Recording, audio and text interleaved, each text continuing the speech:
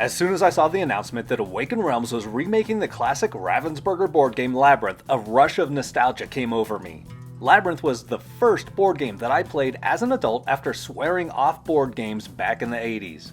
It's not the game responsible for getting me into the modern board game hobby, but it opened my eyes to what board games could be. I was pleasantly surprised that there were games out there that didn't rely on dice, spinners, or other random elements as their main mechanism. Labyrinth is a game with perfect information, much like chess or checkers, but much more accessible and visually appealing. It has a basic theme of exploring an ever-evolving dungeon to retrieve treasure and escape. At first glance, Labyrinth may look like a simple children's game. It's definitely suitable for children, but once the walls start moving, you realize the game is actually a very tactical spatial awareness puzzle. The board game consists of a grid of tiles. Some are fixed in place, while others are loose. On every turn, the active player must take the one extra path tile and slide it into the rows or columns marked with an arrow. This action shifts the entire line of tiles, pushing one out the opposite side and, crucially, completely altering the maze's layout. From a rule standpoint, this is a very simple gameplay loop. Much like playing Carcassonne, players simply draw a tile and play a tile each turn. Once the maze is shifted, you move your pawn along any connected path to reach a specific treasure shown on your secret card. The goal is to collect all your treasures and return to your starting square before your opponents do the same. What makes Labyrinth a perennial favorite is its dynamic puzzle solving.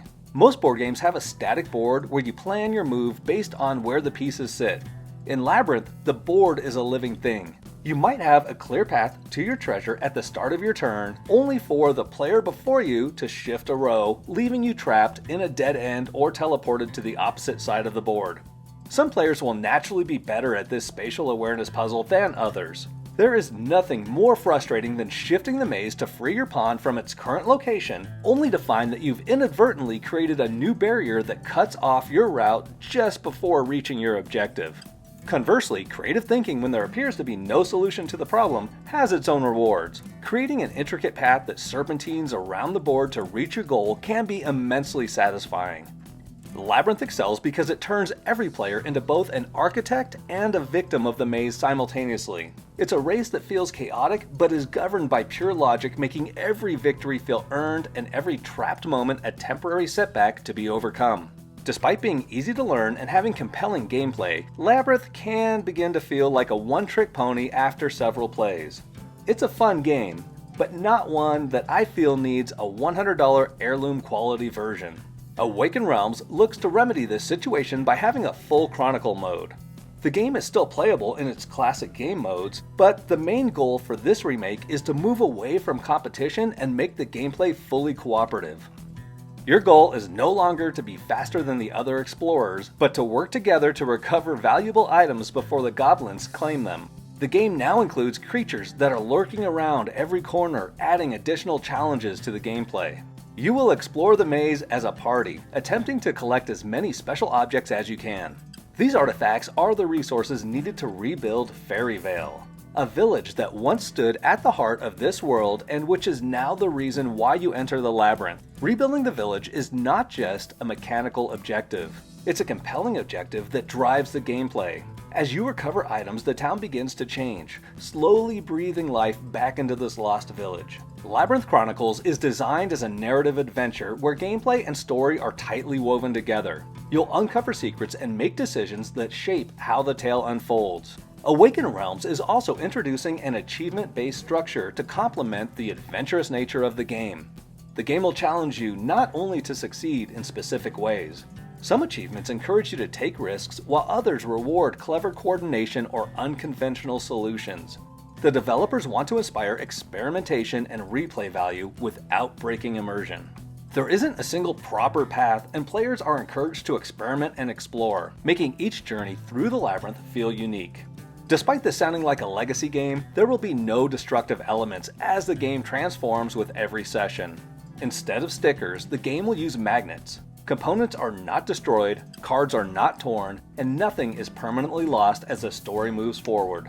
As you progress, Fairyvale is physically rebuilt on a magnetic board.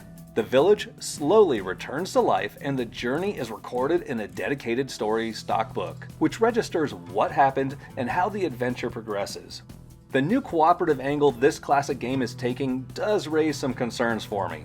Even though there isn't a proper path and players are encouraged to experiment and explore, I can't help but think this new take on the core gameplay will lead to some serious issues. First and foremost, cooperative play can lead to alpha gamer syndrome, where one individual dictates the course players take. Some people are just better at this type of spatial problem solving. Once players have decided on a path to take, there is usually one best solution to the problem. I haven't played this version of the game yet, obviously, but I am basing these assumptions on my experience with the original version of the game. Awakened Realms could remedy this potential negative by making sure that each player has their own objectives and they're kept secret. But with open play and perfect information, alpha gaming seems inevitable. I would have preferred to see this game kept competitive. Take my opinion with a grain of salt, however, as I tend to prefer competitive games over cooperative games. This is definitely a personal preference, but we've seen some great examples of how to include chronicle modes in competitive games. These additions change the objectives and/or components from session to session to keep the experience fresh. Glenmore 2 Chronicles is an excellent example of this in a pure Euro game. The Rise of Fenris campaign is an exceptional addition to the Ameritrash Euro Hybrid 4X game side. Perhaps the most relevant example that applies to the simplicity of Labyrinth is what Go On Board did with The Witcher Path of Destiny. They took a very basic set collection card game and added story boxes that were basically modular mini expansions.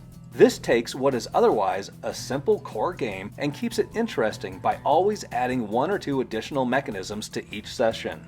The game may not be for everyone, but it accomplishes what it set out to do very well. Thankfully, the classic game of Labyrinth is still playable along with all of its variants in this edition. But for individuals looking for the classic competitive play only, this new price point may not be worth it. I know that I said I didn't need an heirloom version of Labyrinth. I also said that the cooperative angle this version of the game is taking is giving me pause. However, I can't deny that the high production value of this game is drawing me in. The 3D walls of the maze and thick tiles are enough to make me want this version of the game over a retail copy. Once I play this, I imagine it will be very difficult to go back to the original. The miniatures are the icing on the cake. Each hero character is a unique sculpt with their own story. By the sound of the flavor text, it seems like they may each have their own asymmetric ability as well. Awakened Realms' miniature quality has always been top tier, and the miniatures in Labyrinth Chronicle appear to be no exception. The enemy characters look just as good. There are 4 warden characters and 4 goblin models. I would have liked to see more variety in the sculpture design for these 4 identical minis. With so few miniatures in the game, I feel like this would have been very doable. Don't get me wrong, I think that the goblins and the wardens are the best looking miniatures in the game, but a couple of different poses for these minis would have looked even better. The final mini is a cool looking wolf monster, which I later found out is supposed to be a dragon. It's a pretty decent sculpt in its own right, but once I saw it referred to as a dragon, it lost some points with me. Maybe it's just a semantics thing, but this model isn't working for me as well as the others are. Still, this is a miniature painting channel, and the fact that Awakened Realms is including some stellar looking miniatures in this game is the main reason I'm looking into it. Also, with only 13 individual miniatures in the game, it should be a very straightforward painting project that one could complete in a single long weekend. Well, that pretty much covers my thoughts on Labyrinth Chronicles. Are any of you fans of the original Labyrinth and are looking to purchase this version of the game? I'm also interested to hear if any of you are fans of the original and are put off by the cooperative direction that this new version is taking. Thank you so much for watching. Please hit the like button and subscribe to the channel to join our growing community of Minotaur wannabes.